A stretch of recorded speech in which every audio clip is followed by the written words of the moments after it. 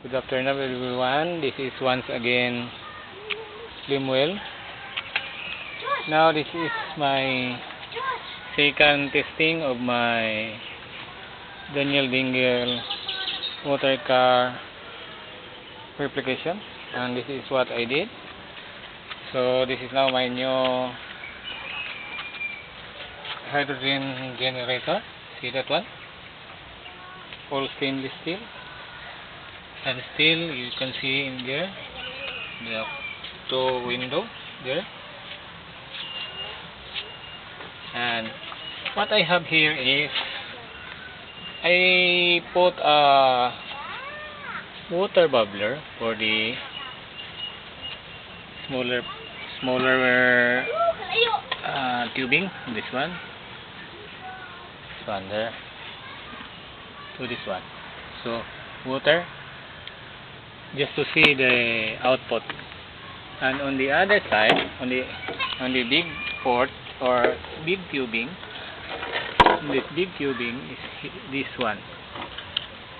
In the big tubing, see that one, it's going to this bubbler. See that one? And the output of this bubbler, this one, will go to the intake manifold. So this is my second test, and all I need to do for this ethogen is to make a bracket there, holding it there, two brackets to make it fit tight. So let's try to see how that one works.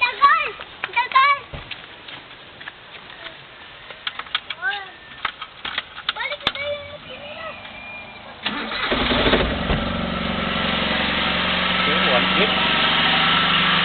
Two clip.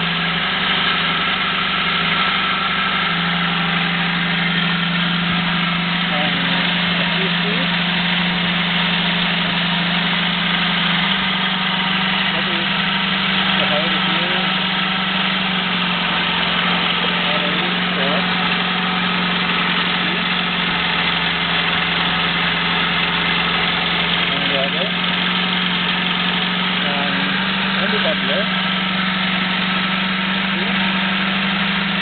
what did I just draw? And the smaller bubbler, and then the big bubbler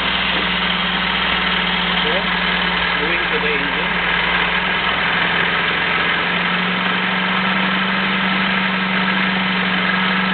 So we have now the output. Alis Joshua. From that output there. There.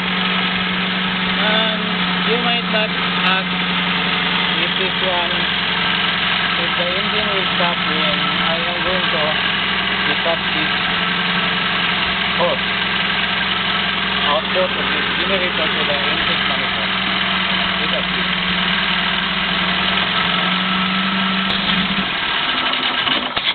See?